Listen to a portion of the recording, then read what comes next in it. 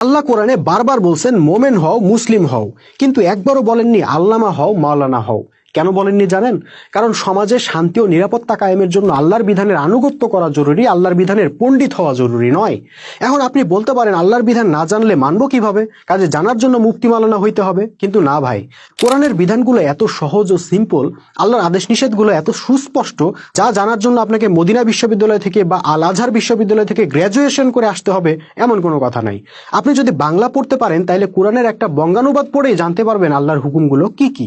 এমনকি আপনি নিরক্ষর হলেও অসুবিধা নাই, এমন বহু মোবাইল অ্যাপ আছে, ইউটিউব চ্যানেল আছে যেটাতে কোরআনের বঙ্গানুবাদ পড়ে শোনানো হয়। আপনি নিজের কানেই শুনে নিতে পারবেন কি করা যাবে কি করা যাবে না, ব্যাস। এরপর আপনার জন্য যে কথা 15 বছর মাদ্রাসায় পড়া মুফতি সাহেবের জন্য একই কথা, অর্থাৎ আল্লাহর হুকুম তো জানলেন, কিন্তু মানবেন কিনা। ভাই মিথ্যা বলা যাবে না, এই বিধান জানতে কতক্ষণ লাগে? বড় জোর 1 মিনিট, কিন্তু মানতে গেলে দেখবেন কলিজা ফেটে যাবে।